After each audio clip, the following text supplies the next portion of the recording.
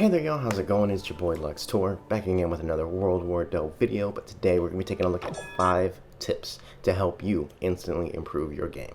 Let's check them out.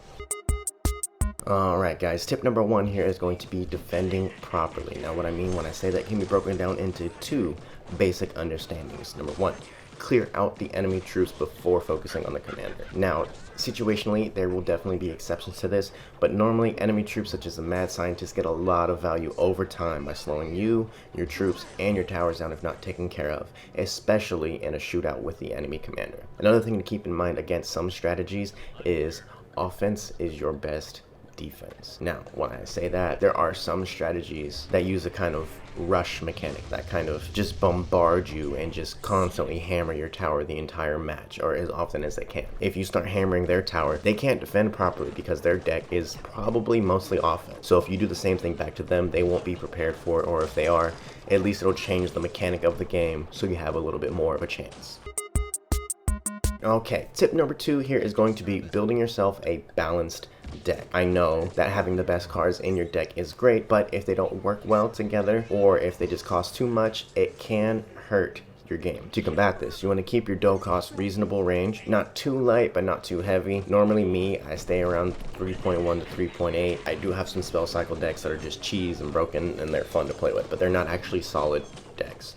It just works right now. Also, some cards work better together than others with certain other cards. What I mean by that is that sometimes a card combo can be lacking because one card isn't getting the job done the way it's supposed to. The other one needs it to do something and it doesn't. So to be fully effective, you need to make sure that your cards have great synergy. If your cards don't pack enough of a punch when working together, try swapping out similar or even totally different cards to see what works best for you.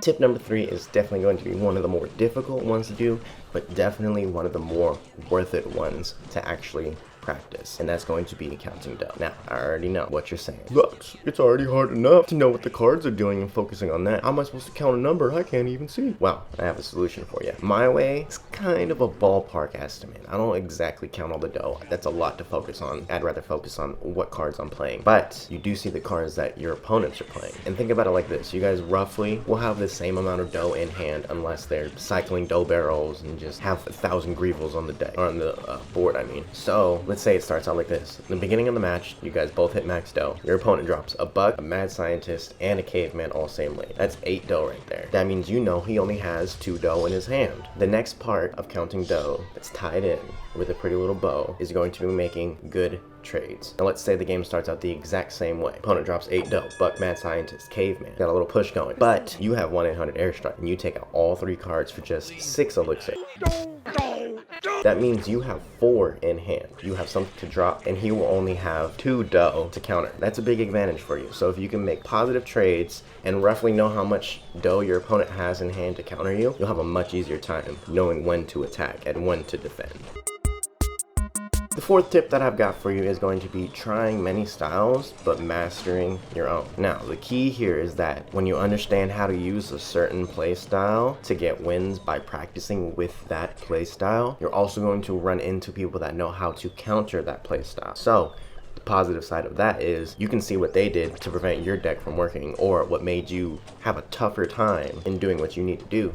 And you can copy that if you're having a tough time against this certain play style. Like, let's say you struggle against Killbot decks because you don't know how the Killbot works. You send your troops down, you see them hammering him, but he's not dying because he's shelled up. The second you pick up your own Killbot deck and you start trying it, you'll fully understand how they do what they do. Copy a deck directly from an opponent that thrashed you in combat so you can see how they got it to work. Another key to this is knowing what kind of player you are. And this is something that translates to every single game, everywhere. Mostly competitive game, but every single game everywhere. Know what kind of player you are. If your playstyle is fast and aggressive, you want to have some deck that matches that playstyle. You see what I'm saying? Me personally, I like a more control style. I like to see what they're doing, protect, attack. Very simple for me. But that's just how I play. My playstyle might not work for somebody else. Now, while it is very important to understand how other playstyles work, knowing yourself as a competitor is one of the best tips anybody can ever give you.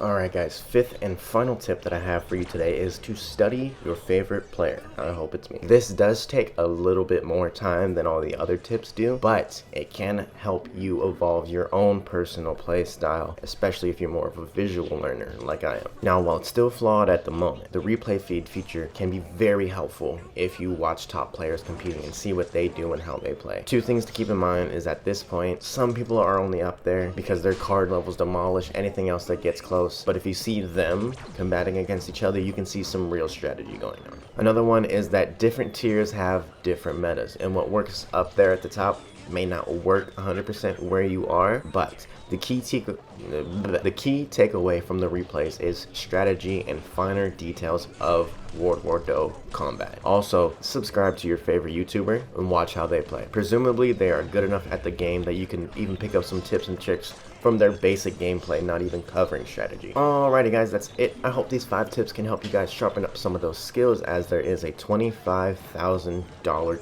tournament coming soon. We are awaiting the details, but until then, thanks for watching guys. Leave a like and a comment down below if you enjoyed the video. Let me know what cards, decks, or playstyles you guys are using or are struggling against. I can make a video, or I can talk about it and help you guys, or do my best to help you guys. Be sure to subscribe if you have not yet, and let's chill till the next episode. Peace.